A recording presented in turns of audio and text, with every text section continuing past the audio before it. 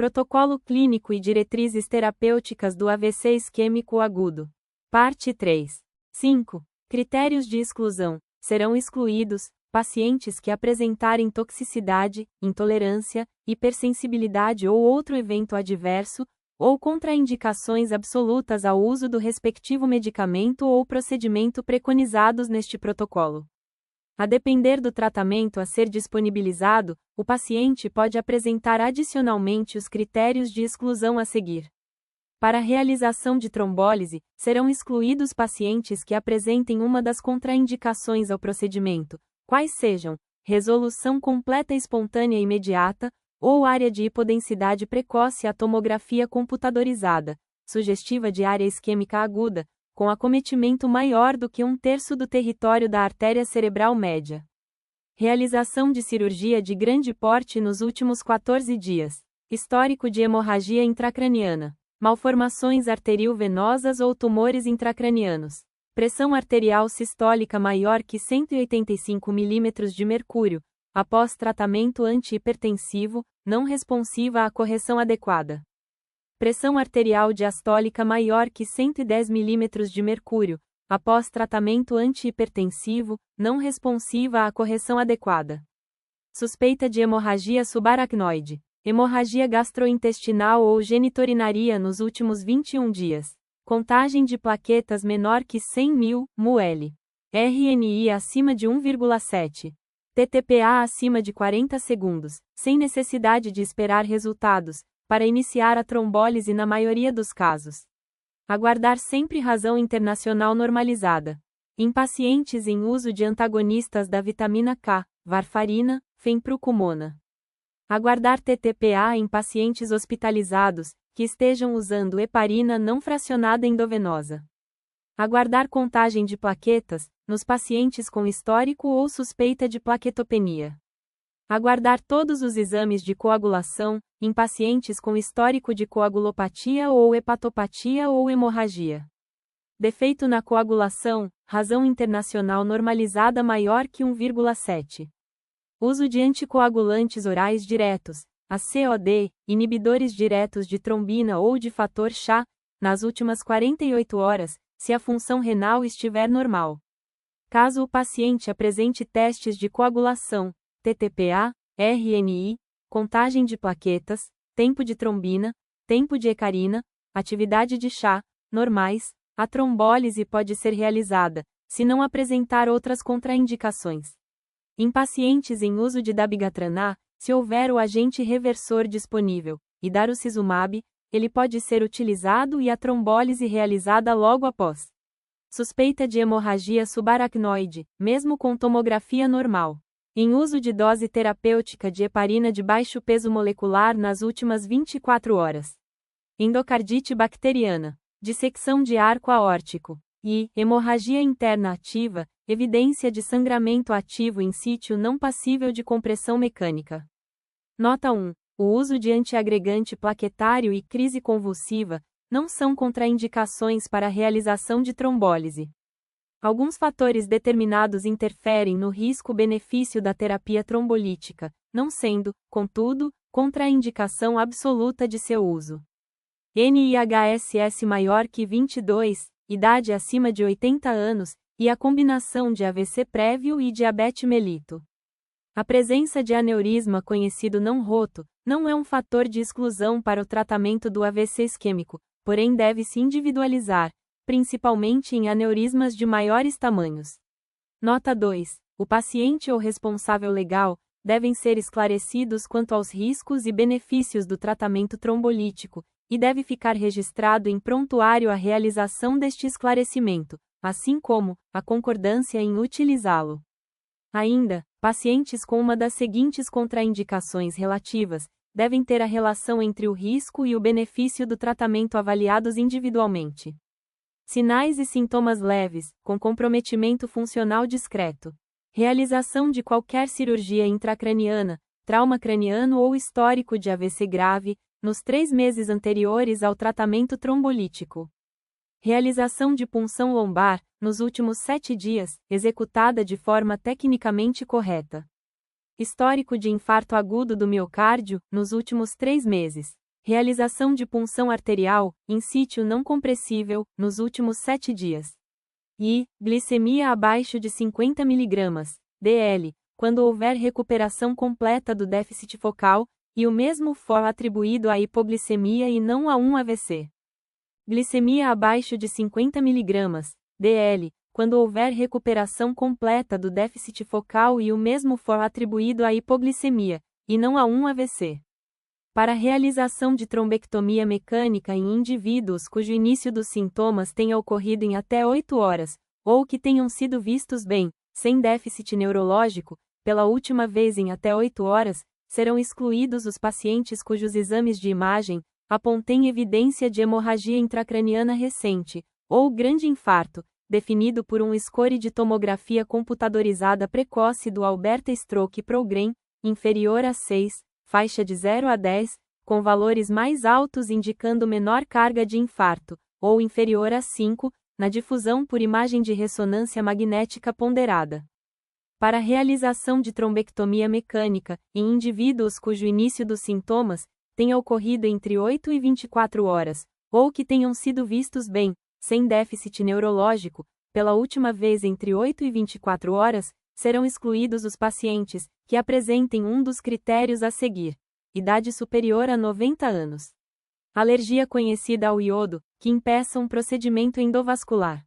Diátese hemorrágica hereditária ou adquirida conhecida. Deficiência do fator de coagulação. Terapia anticoagulante oral recente, com RNI maior que 3. O uso recente de um dos novos anticoagulantes orais não é uma exclusão, se a taxa de filtração glomerular estiver estimada acima de 30 ml por minuto. Convulsões no início do AVC, se isso impedir a utilização da NIHSS. Contagem basal de plaquetas, menor que 50.000 ml. Hipertensão arterial grave sustentada, pressão arterial sistólica acima de 185 mm de mercúrio, ou pressão arterial diastólica acima de 110 mm de mercúrio. Embolia séptica presumida, suspeita de endocardite bacteriana, ou histórico de hemorragia nos últimos 30 dias. 6. Tratamento. O paciente com suspeita de AVC isquêmico agudo deve ser encaminhado preferencialmente a um hospital habilitado como centro de atendimento de urgência aos pacientes com acidente vascular cerebral, que possua recursos apropriados para atendimento adequado de AVC. Para que se considere um centro apto ao recebimento destes pacientes e à infusão de trombolítico, os seguintes recursos devem estar disponíveis: equipe organizada, definida e capacitada, coordenada por neurologista clínico, disponível durante 24 horas, e que tenha recebido treinamento adequado. Capacidade para monitorização contínua, cardiovascular e respiratória. Unidade de terapia intensiva. Laboratório de patologia clínica, em funcionamento durante 24 horas. Aparelho de tomografia computadorizada, disponível durante 24 horas. Disponibilidade neurocirúrgica durante 24 horas. E, serviço de hemoterapia ou agência transfusional, durante 24 horas, incluindo a disponibilidade de crioprecipitado. 6,1. Tratamento não medicamentoso. A trombectomia mecânica é o procedimento de remoção endovascular de um coágulo obstrutivo de um vaso sanguíneo, realizada durante o exame de angiografia com o uso de cateteres, para conduzir um dispositivo até a obstrução em uma artéria cerebral. Há dois tipos de dispositivos: um stent autoexpansível removível, stent retriever, que se integra ao trombo e depois é retirado e extrai o trombo da circulação, e um sistema de aspiração, que aspira o trombo e desobstrui a artéria. Os procedimentos para a realização da trombectomia mecânica consistem na utilização de um catéter guia, idealmente catéter balão, colocado proximalmente na artéria cervical de acesso ao vaso ocluído. Posteriormente, um conjunto consistindo de um microcatéter e um microguia é navegado até o vaso ocluído. No caso da técnica de stent retriever, esse conjunto ultrapassa o trombo. A seguir, o microguia é retirado, e o stent retriever é passado através do microcatéter, para posicionar sua extremidade distal após o trombo. O microcatéter é então retirado enquanto o dispositivo é mantido no lugar, e o stent retriever se abre dentro do trombo, permitindo sua integração ao coágulo. O dispositivo permanece implantado no coágulo por 3 a 5 minutos. Por fim, o catéter guia-balão é inflado para obstruir o fluxo na artéria carótida interna e sob aspiração contínua com seringa. O stent retriever e o microcatéter são lentamente retirados para o catéter guia de balão, sendo assim avaliada a recanalização. Já a estratégia de aspiração utiliza um sistema triaxial, consistindo de um catéter guia, com ou sem balão, em que se coloca um conjunto de microcatéter e microguia. O microguia é navegado até o contato do trombo, idealmente sem ultrapassá-lo. Em seguida, um sistema de aspiração deve ser engajado no coágulo, à medida em que se retira o conjunto do microcatéter e microguia, ligando-se à bomba de aspiração por 3 a 5 minutos. Após, retira-se o catéter de aspiração para o catéter guia, e então se avalia a reperfusão arterial.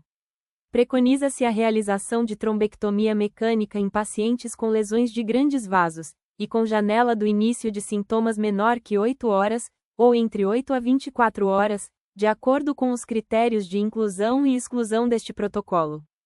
Por vezes é comum o paciente apresentar os sintomas de AVC ao acordar, não sendo possível determinar com precisão o tempo transcorrido desde o início dos sintomas.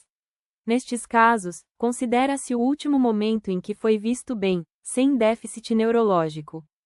Uma vez calculado esse tempo, o paciente deverá ser tratado, de acordo com janela do início de sintomas supracitadas. Por exemplo, se o paciente foi visto bem às 6 horas, este deve ser avaliado quanto aos critérios de elegibilidade para a realização de trombectomia, com janela de sintomas de até 8 horas.